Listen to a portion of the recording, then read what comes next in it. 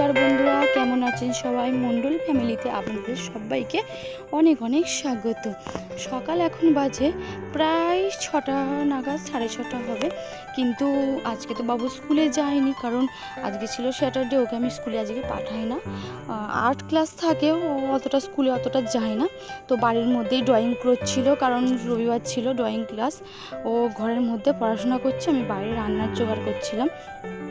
রান্নার জোগাড় করে কাজ নাকতে হবে, কারণ বুঝতেই পারছো সেই কাজটা আমার হয়ে গেছে, আবার নতুন একটা কাজ দিয়ে গেছে। এই কাজটা হয়ে গেলে আরেকটা কাজ নাকবো। আর আজকে ছিল আমাদের ফিস্ট, সকাল থেকে ফিস্টের আয়োজন চলছিল। এই যে আমি বাড়িতে এসেছি দিদি ভাইদের বাড়িতে, একটু জোগাড়জাতি করতে সকালবেলা থেকেই আরম্ভ হয়ে গেছে। আমি ওদিকে চাল মাপা চলছে। এখন হচ্ছে ফিস্টের চাল মাপা, কারণ কতটা কি চাল লাগবে মেপে নিয়ে সেই অনুযায়ী আমরা ডাল কিনবো। সেই জন্য আমরা সবাই, আমি আর মেজদি এসেছিলাম চাল মাপতে। আর এই যে ঘুটঘুটে দেখো, এই সারাদিন এই দালানেই নাকি খেলা করে, কত সুন্দর দেখতে লাগছে না?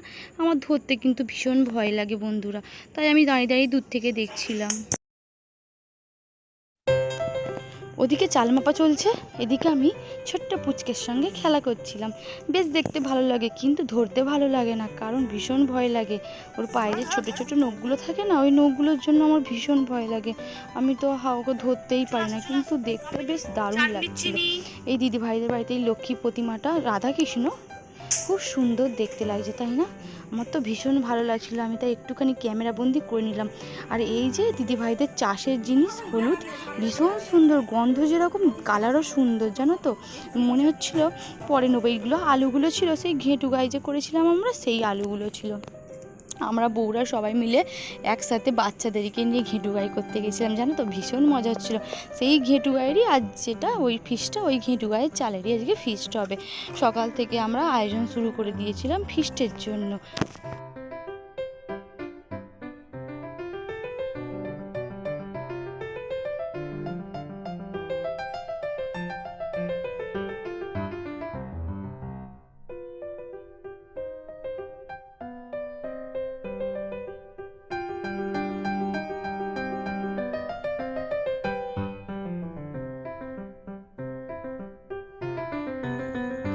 এই দেখো আমার পিছনে লাইন দিয়েছে আমার বাবু, সারাক্ষণ আমার পিছনে ঘুরতেই থাকে সাইকেল নিয়ে, রোদ্দুরের মধ্যে গরমে সেই টং টং করে ঘুরছে। স্কুল পড়া না থাকলে যা হয়, আজকে স্কুলও নেই, আজকে আবার পড়াটাও নেই, স্যার আজকে শনিবার পড়াতে আসে না, তাই ও রোদ্দুরের মধ্যেই ঘুরছে।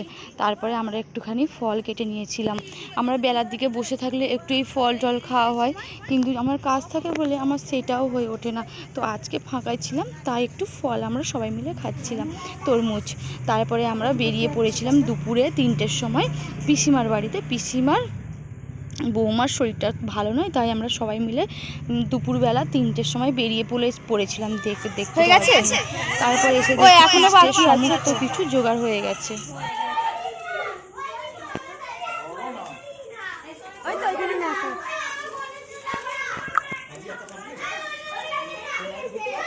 এখানে তরকারি হচ্ছে, তাই তো? হ্যাঁ, এখানে তরকারি হচ্ছে। খিচুড়িটা ধরকে যাও না। খিচুড়ি আসছে আমাদের। বৌমা খিচুড়ি রান্না করছে, তরকারি করছে, তরকারি আমি ভুল বললাম। বৌমা একটু দেখিয়ে দাও, এই দেখো সেদ্ধ হচ্ছে।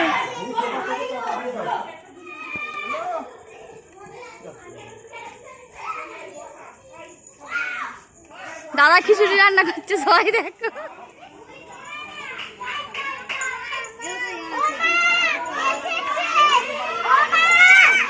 এই যে সবাই মিলে আমরা গল্প করছি, আমি এসেছি বলে বারবার বাচ্চারা বলছে। তারপরে একটু নাচানাচি করছিলাম, কারণ ফিস্টে নাচ না হলে ঠিক ভালোই লাগে না, বিশেষ করে আমার তো ভীষণ ভালো লাগে। এইবার চলছে খাবার পর্ব, সব বাচ্চারা একসাথে সব খেয়ে নিচ্ছে, তারপরে আমরা খেতে বসবো। দেখো সবাই খেতে বসে গেছে।